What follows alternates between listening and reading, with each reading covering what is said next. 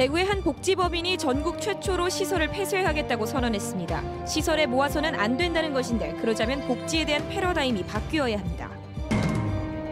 고대 가야는 김해를 비롯한 경남과 경북 일부 지역이었다는 학계의 정설을 깨고 한국 역사설을 근거로 가야의 영역이 훨씬 더 넓었다는 주장이 제기됐습니다. 대구시는 대구 농수산물 도매시장을 이전하는 대신 현 위치에서 리모델링해 현대화하는 것으로 방향을 잡았습니다. 선관위가 위법 행위를 단속하는 공정선거지원단을 발족했습니다. 유권자들도 자칫하면 처벌받을 수 있습니다. 시청자 여러분 안녕하십니까? 계속해서 대구 경북 소식입니다. 장애인 시설을 운영하는 대구의 한 복지법인이 수용시설로서 역할에 한계가 있다며 시설 폐쇄를 선언했습니다. 장애인들이 시설에서만 생활해서는 안 된다는 생각에서 시작한 일인데요. 전국 최초로 제기된 겁니다. 윤영균 기자가 취재했습니다. 정부로부터 수십억 원의 지원을 받고 있는 사회복지시설이 수용된 장애인들에게 인간 이하의 취급을 하는 등 학대를 하고 외부 지원금까지 빼돌리는 등 비리를... 친인척들끼리 족벌 체제로 운영하던 법인은 문제가 불거진 뒤 시민사회단체와 노동조합이 함께 운영하기 시작했습니다. 민주재단이라고 부르는 측에서 운영을 시작한 이후에도 거주인들이 사고로 잇따라 숨지는 등 문제가 여전했습니다. 결국 이 재단이 재단 공공화와 함께 장애인 거주시설을 폐쇄하겠다고 선언했습니다. 복지법인이 스스로 시설을 폐쇄하겠다고 나선 것은 전국에서 이번이 처음입니다. 장애인들을 시설에서 생활하게 하는 이상 근본적으로 한계가 있을 수밖에 없다고 생각했기 때문입니다. 수용시설로서 밖에 할 수밖에 없는 구조 시스템이 있었고 그러다 보니까 필연적으로 나타나는 사고, 안전 문제 그리고 그런 문제들을 근본적으로 해결할 수 있는 방법들이 없었다고 생각하고 지적 장애인이 다수인 150여 명 거주인을 앞으로 어떻게 사회에서 함께 살 수 있게 할지 종사자들 80명 고용은 어떻게 할지 풀어야 할 숙제입니다. 권영진 대구시장은 당선 전 장애인 300명이 임기 중에 시설에서 나올 수 있도록 하겠다고 약속했지만 당선 이후 100명으로 계획이 축소됐고 지금까지 30명만 탈시설 지원을 받았습니다. 그만큼 이제 탈시설 지원에서 이 소극적인 대구시의 모습이 있어 왔다는 건데요. 그러던 와중에 대구시립 희망원과 같이 시설에 생활했을 때 나타나는 큰 문제들이 터져 나오게 되었고 장애인 단체들은 이번 대구시장 선거에서 장애인 탈시설이 포함된 장애인 관련 공약을 후보자 중 권영진 후보만 받아들이지 않았다며 공약에 포함시킬 것을 촉구하고 있습니다.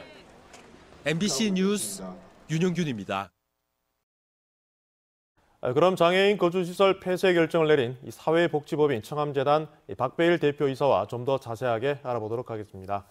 네, 안녕하십니까? 네, 안녕하십니까? 네. 재단이 시설을 자발적으로 폐쇄하겠다. 전국에서 처음 내린 결정으로 알고 있는데요. 어떻게 이런 결정 내리시게 된 겁니까? 2005년 비리재단이 물러가고 지역사회에 구성된 이사진들이 13년 동안 경영을 해봤지만 물론 이제 비리재단 시절에 여러 가지 이제 각종 그 문제들은 많이 해소되고 또 민주적으로 많이 바뀌었지만 시설이라는 근본적인 한계 때문에 일어나는 장애인 인권 문제나 또 각종 사고, 안전사고 문제들 이거는 이제 끊임없이 이제 일어나고 있기 때문에 어쨌든 시설의 한계다는 것들 그 속에서 2015년에 우리가 탈시설을 선언했고 네. 또 최근에 또 그 장애인 사망 사건도 있으면서 이건 도저히 그 시설을 지속하기는 어렵다 해서 어쨌든 탈시설을 가속화하고 폐지를 결심하게 되었습니다. 네, 시설에 보니까요 장애인만 한 150여 명이 되고요. 또 종사자도 80여 명 가량 있는데 시설을 폐지하게 되면 이분들은 어떻게 되는 겁니까? 우선 이제 장애인분들은 자립을 할 수 있는 분들은 최대한 이제 자립으로 유도를 하고 시설이 꼭 이제 필요한 분들에 대해서는 우리는 정부가 운영을 하라는 겁니다. 국가 차원에. 예, 이건 민간에 이제 재원은 다 정부에서 나오는데 운영 자체를 민간에서 하는 거는 여러 가지 이제 한계들이 있기 때문에 그 국가에서 직접 하라는 거고 종사자들은 어쨌든 그 속에서 국가 운영하는 속에서 이제 고용 승계나 이런 것들을 통해서 하고 또 법인 차원에서 이제 기능 전환이나 이런 것들을 통해서 고용 문제는 해소를 하는 이런 고민을 하고 있습니다. 네. 그리고 시설 폐쇄와 함께 그 재단의 공공화도 선언을 하셨는데 이건 어떤 의미로 받아들여야 할까요? 일단은 이게 청암재단에 있는 장애인 종사자들의 공간만이 아니라 우리 재단이 지역사회 공간으로 또 뭐 장애인들을 위한 뭐 여러 가지 복지관이나 아니면 뭐 문화 시설이나 이런 걸로 이제 전환하겠다라는 거고 또 지방 정부의 어떤 책임을 높이기 위한 적당한 용어가 없어서 우리가 공공화라고 이야기했습니다. 네, 알겠습니다. 네. 그 장애인 탈시설이라는 게 장애인을 시설에만 두지 말고 사회에 나와서 다 함께 같이 생활하자 이런 의미인데요. 그렇다면은 뭐 예산이라든지 안전 문제 이런 부분에 대해서는 또 걱정하지 않겠습니까? 네. 예산 문제는 뭐 시설을 하는 것보다 이 재원이 적게 든다는 뭐 주장도 있고 또 제가 생각할 때는 재원이 많이 들 수밖에 없지 않겠나 이제 1:1 케어라든지 뭐 이런 것들이 이제 필요하기 때문에 시설에서 시설에서 그래서 뭐 그거는 이제 어떻게 하느냐에 따라서 좀 달라질 것 같습니다. 그렇고 안전 문제는 시설에서보다 오히려 밖에서 더 안전하죠. 왜냐하면 시설은 중증 장애인 1, 2급 장애인들 4.7명당 사회복지사 2명입니다. 2명이고 그 경증 장애인들은 10명당 2명입니다. 실제 중증 장애인 4.7명당 2명 해가지고 실제 24시간 케어한다라는 거는 사실 무리가 이제 따르는 거죠. 그리고 그래 봤을 때 더 이제 사고 위험이나 이런 게 더 높고 소규모 그룹홈이든 아니면 뭐 자립이든 이거는 실제 이제 1:1 케어가 이제 되기 때문에 오히려 더 안전하다고 봐야 됩니다. 네. 아무튼 뭐 장애인 탈시설화 이게 전국 처음 있는 시도다 보니까 좀 더 이렇게 진행 사항을 지켜봐야 할 것 같습니다. 네, 오늘은 여기까지 듣도록 하겠습니다. 감사합니다. 고맙습니다. 고대 가야 영역이 김해와 고령을 비롯한 경남과 경북 남서부 지역이었다는 것이 그동안 우리학계 정설이었습니다. 그런데 한 일본인 역사학자가 한국 역사서를 근거로 가야의 영역이 훨씬 더 넓었을 것이라는 주장을 내놔 눈길을 끌고 있습니다. 보도에 신병철 기자입니다. 우리 역사학계는 가야 시대를 두 시기로 나눠보고 있습니다. 먼저는 2세기에서 4세기까지 김해에 있었던 금관가야가 중심이 된 정기가야와 다음은 고령의 세를 떨쳤던 후기가야입니다. 두 시기 모두 가야 영역은 경남을 주축으로 해 경북 서남부 지역에 펼쳐졌던 것으로 알려졌습니다. 삼국유사와 삼국사기에는 가야의 영역이 지금의 상주시 함창읍 일대까지도 걸쳐져 있었다고 기록돼 있어 경남이 가야의 주무대라는 기존의 학설에 의문이 제기되고 있습니다. 새로운 주장을 펼친 사람은 일본 시가현립대학교의 타나카 토시아키 교수. 최근 고령군에서 열린 가야사 복원을 위한 국제학술대회에서 이 같은 주장을 펼쳤습니다. コネカヤというカヤ国があって、それは三国式も三国維持も、現在の召集、慶尚北道の召集の干渉に当たると考えています。 고령 가야의 유적과 유물은 아직 발견되지 않아 역사적 사실로 확인되지는 않았지만 분명한 것은 고려시대 사람들은 그렇게 믿고 있었다는 점을 타나카 교수는 강조했습니다. 1980년 이후부터 대가야의 유적과 유물이 지리산 서쪽의 전북 지역에서도 꾸준히 출토되면서 가야의 영역이 알려진 것보다 훨씬 넓다는 공감대가 확산되고 있습니다. MBC 뉴스 신병철입니다. 10년 넘게 끌어왔던 대구 농수산물 도매시장 현대화 사업이 리모델링으로 결론났습니다. 대구시가 750억 원을 들여 주차장도 늘리고 냉동시설과 같은 다양한 시설도 확충하기로 하면서 상인들과 합의했습니다. 한태현 기자가 보도합니다. 대구시 북구 농수산물 도매시장은 서울 가락 농수산물 시장과 강서 농수산물 시장에 이어 거래량이 전국 세 번째입니다. 규모는 전국적이지만 환경은 열악합니다. 보관 장소가 부족하고 주차장 역시 좁습니다.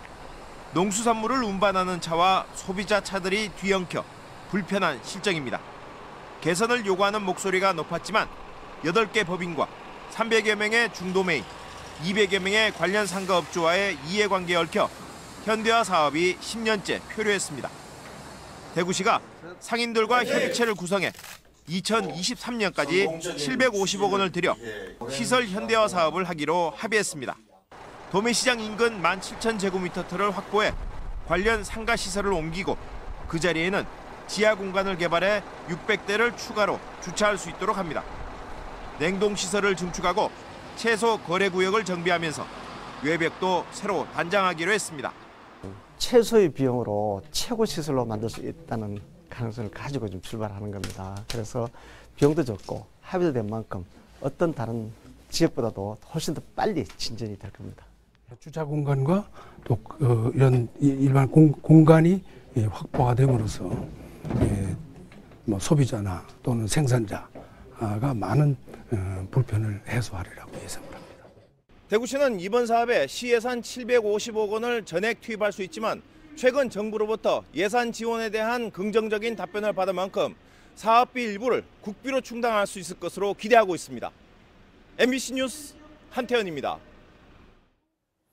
6.13 지방선거를 50여일 앞두고 선거관리위원회가 위법 행위를 단속하는 공정선거지원단을 발족했습니다. 출마자뿐 아니라 유권자들도 정신 바짝 차려야 하는 이유가 이 처벌도 무겁지만 유권자가 깨어있어야 바른 일꾼을 선택할 수 있기 때문입니다. 양관희 기자가 보도합니다. 안녕하세요.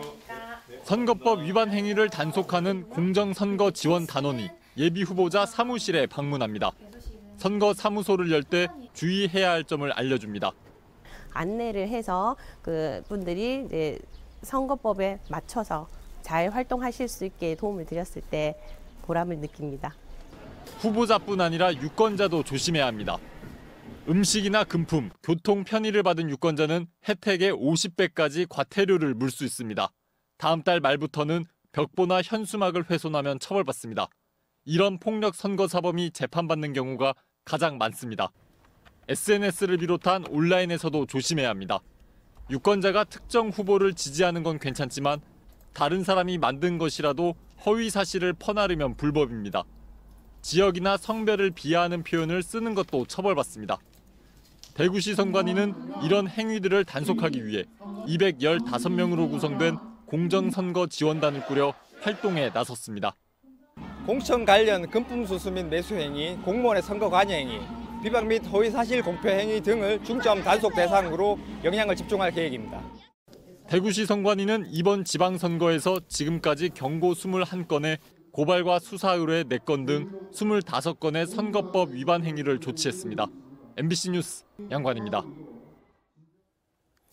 자유한국당이 단수 후보를 내정했던 대구 동구청장 후보를 경선으로 다시 선정한다며 번복했습니다.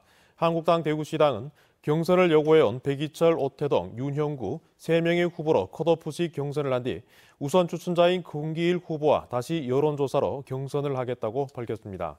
한국당은 동구지역 이재만, 정종섭 두 당협위원장의 의견이 일치하지 않고 중앙당에서 경선 실질을 요구했기 때문이라고 설명했는데 단수 후보로 추천된 금기일 후보는 절차적 정당성을 무시한 것이라며 강력 반발하고 있습니다.